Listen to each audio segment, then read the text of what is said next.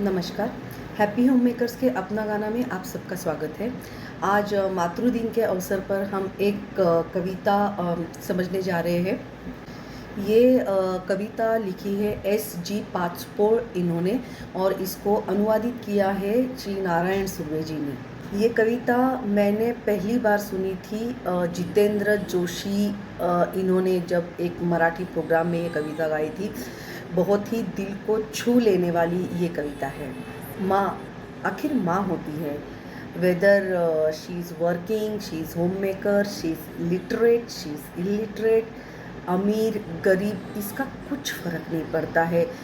माँ जो कुछ भी करती है वो अपने बच्चों के लिए करती है। मराठी कवी यशवंत माँ के बारे में लिखते हैं, स्वामी तिन्ही जगाचा, आई विना भिकारी। तुम पूरे विश्व के स्वामी हो, लेकिन तुम्हारे पास अगर माँ नहीं है तो तुम्हारे पास कुछ नहीं है। माँ के बारे में बहुत सारी हिंदी मराठी कविताएं लिखी गई है, गाने हैं, लेकिन ये जो कविता है ये बहुत ही हार्ट टचिंग है, बहुत ही दिल को छू लेने वाली है। कवि लिखते हैं, हंबरून वासराले चाटती जेव्हा गाय, तवा मले तिच्या मंदी दिसती माझी माय। गाय जब अपने बछड़े को अपने पास लेती है और उसको प्यार से सहलाती है, तब मुझे उस गाय में मेरी माँ नज़र आती है। ये जो कविता के वर्डिंग्स है ये विदर्भ साइड के विलेज की जो बोली है उस प्रकार के ये वर्डिंग्स हैं। आगे कवि लिखते हैं, आया बाया सांगत होत्या, होतो जवा ताना, दुष्काळात मायेच्या माझ्या आटला होता पान्हा, पिठामंदी पाणी टाकून मले पाजत जाय, तवा मले पिठामंदी दिसती माझी माय। आया बाया सांगत होत्या, होतो जवा ताना, दुष्काळात मायेच्या माझ्या आटला होता पान्हा। आजू बाजू की महिलाएं मुझे बताती है, जब मैं छोटा था, ताना मतलब छोटा, तब सूखा पड़ा था, अकाल पड़ा था, लोगों को खाने को कुछ नहीं था। घर में जो आटा था, पीठामंदी पानी टाकून मले पाजत जाय, पीठ मतलब आटा, वो सूखे आटे में मेरी माँ पानी मिला के उसे दूध जैसा बनाती थी ताकि मैं उसको दूध समझ सकूं, और वो आटे में पानी मिला के मुझे दूध पिलाती थी, ना कि उस आटे की रोटी बना के खुद खाती थी। और इसीलिए जब भी मैं आटा भी देखता हूँ तो मुझे मेरी माँ की याद आती है। आगे कवि लिखते हैं, काट्या कुट्या येचा यला माय जाई राणी, पायात नसे वाहन तिच्या फिरे अनवानी, काट्या कुट्यालाही तिचं मानत नसे पाय, तवा मले काट्यामंदी दिसती माझी माय। जो लोग आदिवासी समाज के बहुत सारे लोग जो लकड़ियाँ लेने जाते हैं जंगल में, तो जब वो लकड़ियाँ लेने जाते हैं तो उनके पैरों को कांटे चुभते हैं, क्योंकि उनके पैरों में चप्पल नहीं होती है। पायात नसे वाहन मतलब वाहन मीन्स चप्पल, उनके पैरों में चप्पल नहीं होती है, उनके पैरों में कांटे चुभते हैं, लेकिन फिर भी काट्या कुट्यालाही तिचं मानत नसे पाय, उनके पैर वो कांटों को भी नहीं मानते थे, क्योंकि उनको वो लकड़ियाँ लेके वो बेच के जो पैसे मिलते थे, वो पैसे से वो अपने बच्चों को खाना देती है, अपने बच्चों को पढ़ाई करवाती है। इसीलिए कवि बताते हैं कि पैरों में कांटे चुभते थे, फिर भी मेरी माँ कांटे चुभने के बावजूद भी जंगल में लकड़ियाँ लेने के लिए जाती थी, ताकि वो बेच के हमें स्कूल भेज सके, हमें खाना दे सके। इसीलिए मुझे जब वो जंगल में मैं कांटे देखता हूँ तो उस कांटों में भी मुझे मेरी माँ नज़र आती है।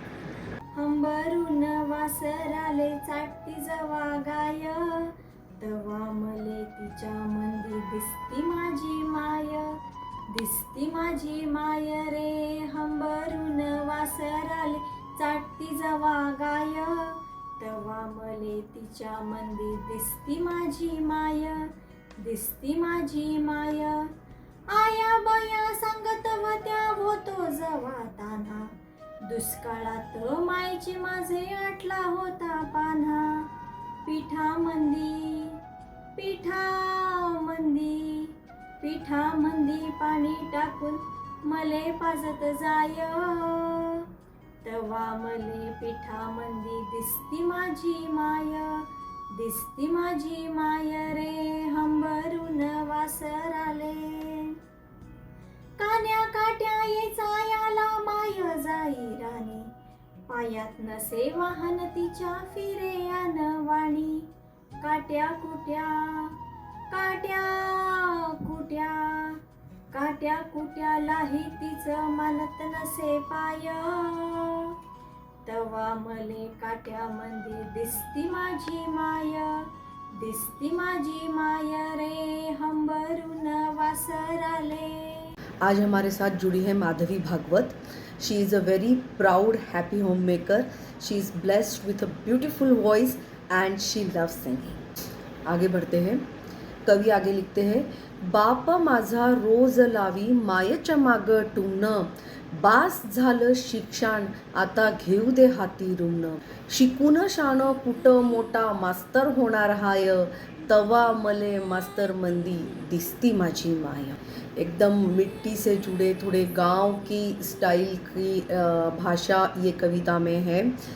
कवि लिखते हैं, बाप माझा रोज लावी मायेच्या मागं टुमणं, बास झालं शिक्षण आता घेऊ दे हाती रुमणं.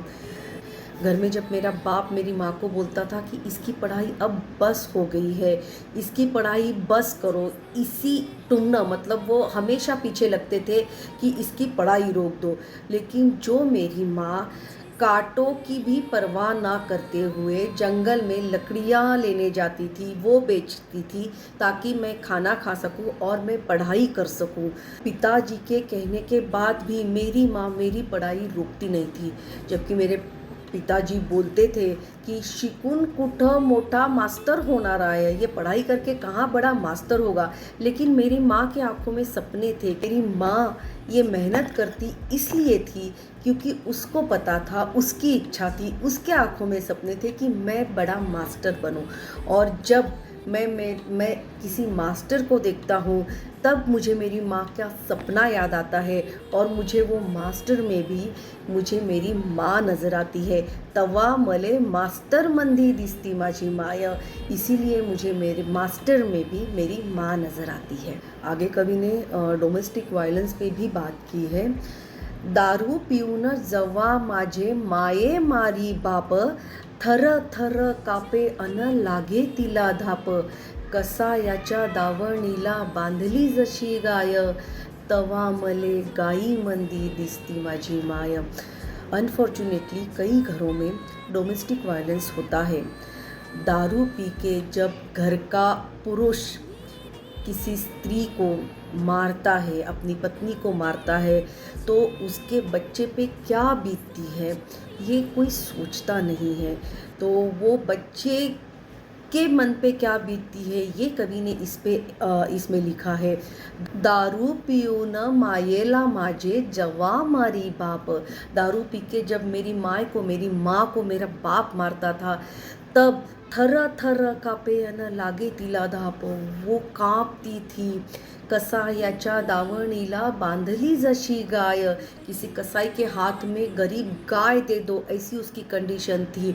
लेकिन फिर भी ऐसे आदमी के साथ जो उसको मारता था, जो दारू पी के आता था, ऐसे आदमी के साथ भी मेरी माँ रहती थी ताकि वो मुझे अपने बाप का साया दे सके. इसीलिए वो उस आदमी के साथ मेरी माँ रहती थी. और ऐसा लगता था कि किसी कसाई के हाथ में गरीब बेचारी गाय दी है. और इसीलिए जब भी मैं गाय देखता हूँ तवा मले गाई मंदी दिसती माझी माय. जब भी मैं गाय देखता हूँ मुझे मेरी माँ नज़र आती है. बाप माझा रोज लावी मायच्या मागं टुमणं, बास झालं शिक्षण आता घेऊ दे हाती काम. शिकून शान शिकून शान शिकून शान कुठं मोठा मास्तर होणार हाय, तवा मले मास्तर मंदी दिसती माझी माय, दिसती माझी माय रे हंबरून वासराले. दारू पिऊन मायला मारी जावा माझा बाप, थर थर कापे अन लागे तिले धाप. कसायाच्या कसायाच्या कसायाच्या दावणीला बांधली जशी गाय, तवा मले गाई मंदी दिसती माझी माय, दिसती माझी माय रे हंबरून वासराले. It is really very unfortunate that many mothers has to bear with this domestic violence just for their kids. It's really unfortunate. आगे कवि लिखते हैं माँ की इच्छा के बारे में. वैसे अपने बच्चों ने पढ़ना चाहिए, पढ़ के अच्छी नौकरी करनी चाहिए, अच्छा जॉब करना चाहिए, हर एक माँ का सपना होता है. इसके बावजूद एक टिपिकल सपना और इच्छा जो माँ की होती है वो कवि ने इसमें बताई है. बोलता बोलता एकदा तिच्या डोळ्यात आलं पाणी, सांग म्हण राजा तुझी येईन कवा राणी, भरल्या डोळ्यान पाहिन कधी दुधावरची साय, तेव्हा मला साई मंदी दिसती माझी माय. एक टिपिकल माँ की एक टिपिकल इच्छा कवि ने इसमें वर्णन की है कि इतनी मेहनत करने के बाद, अपने बच्चों को सिखाने के बाद, माँ की एक इच्छा जो माँ ने अपने बेटे को बताई है, इतनी मेहनत के बाद जब माँ देखती है अपने बच्चे को सक्सेस होते हुए, तो और एक इच्छा माँ के मन में आती है और वो अपने बच्चों को बोल के दिखाती है कि बोलता बोलता एकदा तिच्या डोळ्यात आलं पाणी, सांग म्हणे राजा कवा येईल तुझी राणी. उसकी आँखों में पानी आ जाता है और वो अपने बच्चों को पूछती है कि when you will get married, भरल्या डोळ्यानं कधी बघील दुधावरची साय. दूध से भी ज़्यादा उसके ऊपर जो मलाई आती है उसका इम्पोर्टेंस बहुत ज़्यादा होता है. और grand childrens are like that malai, cream on that milk, वो दूध के ऊपर की मलाई के जैसे होती है. तो वो माँ अपने बच्चे को पूछती है when will I see my grand children, is what poet pen down in this poem. और फिर वो बच्चा बोलता है कि मेरी मम्मी बोलती थी कि दूध के ऊपर की जो मलाई है वो मैं कब देखूँगी, इसका मतलब मैं मेरे पोता पोती कब देखूँगी. तो वो बेटा बोलता है कि जब मैं दूध के ऊपर की मलाई देखता हूँ तब भी मुझे मेरी माँ याद आती है. हर चीज़ में माँ जो अपने बच्चों से बातें करती है तो वो बच्चों को हर चीज़ में अपनी माँ नज़र आती है. कंक्लूड कवि इसको एक रिचुअल्स के साथ करते हैं कि एक महाराष्ट्र में एक रिचुअल होता है, वो रिचुअल के साथ उसका इसके इम्पोर्टेंस के साथ कवि इस पोएम को कंक्लूड करते हैं. कवि लिखते हैं म्हणून म्हणतो आनंदानं भरावी तुझी ओटी, पुन्हा एकदा जन्म घेवा माये तुझ्या पोटी, तुझ्या चरणी ठेवून माथा धराव तुझ पाय, तवा मले पायामंदी दिसती माझी माय, हंबरून वासराले चाटती जवा गाय, तवा मले गाई मंदी दिसती माझी माय. कवि लिखते हैं कि म्हणून म्हणतो आनंदानं भरावी तुझी ओटी. ओटी भरना ये महाराष्ट्र का रिचुअल है. कोई भी लेडी जब घर में आती है तो उसकी ओटी भरी जाती है. ओटी मतलब typical ritual is Haldi Kumkum लगा के एक ब्लाउज़ पीस उसको देते हैं और वो ब्लाउज़ पीस खाली नहीं देते हैं, उसमें देते हैं चावल, सुपारी. चावल and supari, it's a sign of prosperity, and it's like honoring that lady and telling that lady that prosperity is because of you and prosperity comes with you. तो ये बच्चा भी बोलता है, ये बेटा भी बोलता है कि म्हणून म्हणतो आनंदानं भरावी तुझी ओटी, कि ये जो प्रॉस्पेरिटी मेरी लाइफ में है ये it is all because of you. And ये जो ओटी भरना है ये it's a token of that prosperity that all we are gaining because of your efforts. तो वो बच्चा बोलता है की म्हणून म्हणतो आनंदानं भरावी तुझी ओटी, पुन्हा एकदा जन्म घ्यावा माये तुझ्या पोटी. कि अगर अगले जन्म में भी मुझे अगर मनुष्य का जन्म मिलेगा तो बस मुझे as a mother I want you only, तुम ही मुझे मेरी माँ के रूप में चाहिए. एंड ग्रैटिट्यूड बच्चों में इतना होता है, होना चाहिए कि वो कवि लिखते हैं कि द किड्स आर थिंकिंग तुझ्या चरणी ठेवून माथा धरावे तुझे पाय। माँ के पैरों में माथा टेक के, माँ के पैरों में मत्था टेक के उनके चरण स्पर्श करने चाहिए। और ऐसे जब मैं चरण स्पर्श करता हूँ तो वो चरणों में भी मुझे मेरी माँ नज़र आती है। हंबरून वासराले चाटती जवा गाय, तवा मले तिच्या मंदी दिसती माझी माय।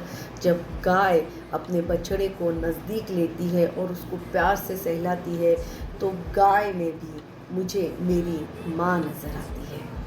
बोलता बोलता एकदा तिच्या डोळ्याल पाणी, सांग मने राजा तुझी कवा दिसल राणी, भरल्या डोळ्यान कवा पाहिल दुधावरची साय, तवा मले साई मंदी दिसती माझी माय, दिसती माझी माय रे हंबरून वासराले, म्हणून म्हणतो आनंदानं भरावी तुझी वटी, पुन्हा एकदा जन्म घ्यावा माये तुझ्या पोटी, म्हणून म्हणतो आनंदानं भरावी तुझी वटी, पुन्हा एकदा जन्म घ्यावा माये तुझ्या पोटी, तुझ्या चरणी माये तुझ्या